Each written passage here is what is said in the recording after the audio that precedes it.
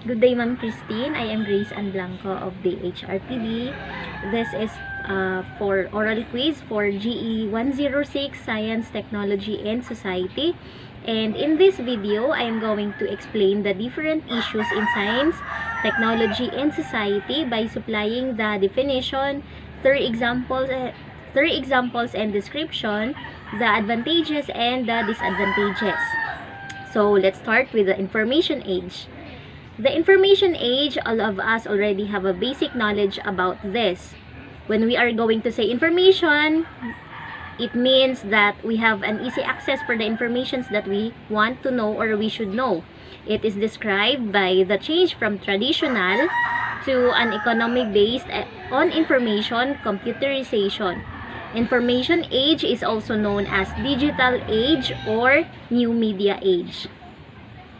So the first example is email or electronic email. An email is a venue by which messages are exchanged between people from different locations at a faster rate or speed. Communication was made easier through this system. The second example is Facebook. Facebook is a social networking website where people could one another and meet online to share each other's thoughts, ideas, experiences, photos, and even videos which they feel to be worth sharing. So dito po sa we all know na yung Facebook is very popular po sa generation natin ngayon. So even mga kabataan natin na let's say elementary pa lang, they already know about the Facebook. And the last example is Messenger. It can be used to send messages to other people through written messages, voice calls, or video calls. Ito na yung kadalasang ginagamit natin ngayon, ang Messenger. It could be in a one-to-one interaction or even in group conversation. Like sa school, ginagamit na natin siya, yung Messenger. Gamit na gamit kasi, for example, sa mga GCs natin, like sa pag-a-announce, nagagamit natin ito araw-araw. Advantages. The advantages of the information age is the easy access for the informations that we should know. It also made our life easier, like bills payment, bank transactions, and even shopping. We don't need to go to there personally to do it. Within just one click, we can do it. So the disadvantages, if there are advantages, it also has disadvantages. And these are the people or the workers who are not well educated about automation or computerization, which are forced to find a new job because they are replaced by computers which can make the job faster. So now, let's move to biodiversity and the healthy society. So first, what is biodiversity? Bio means life. So biodiversity is a term used to describe a variety of life on Earth. Human depends on biodiversity. It supports our societal needs, including food, water, energy, and fuel sources. It also supports our economic opportunities. The first example of biodiversity in the healthy society is biological diversity of microorganisms. It provides extensive benefits for biological health and pharmacological sciences. Next is climate change. Terrestrial biodiversity is resulted by climate variability such as extreme weather events. The last one is traditional medicine. Sorry for that. Medicinal plants are used in the most common medication and complementary medicine worldwide. Advantages of biodiversity and the healthy society. Biodiversity give many good and services essential. As I have said earlier,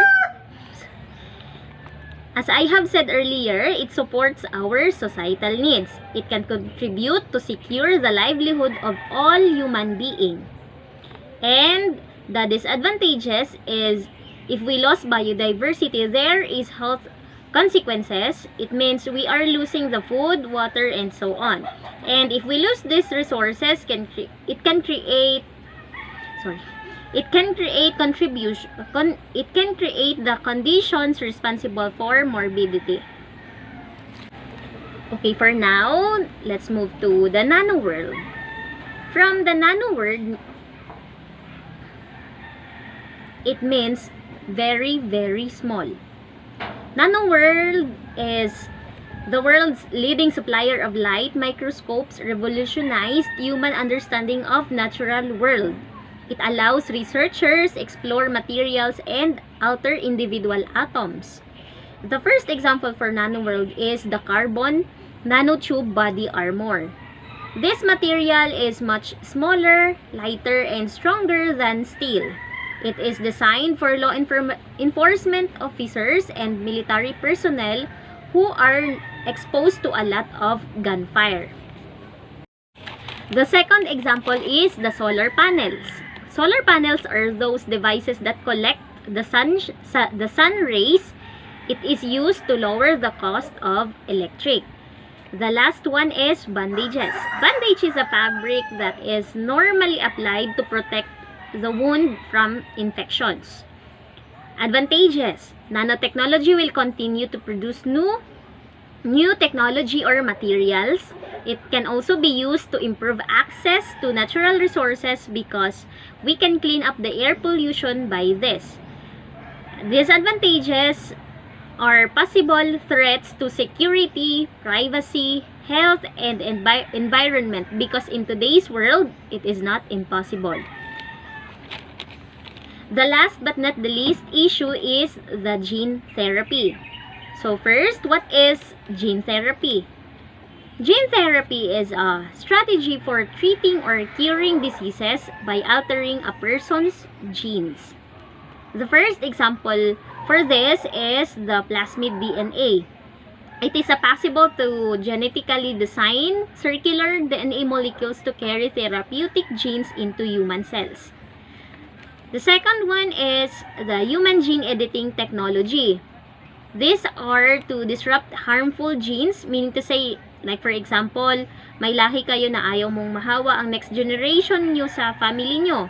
You can do it now with the help of this technology.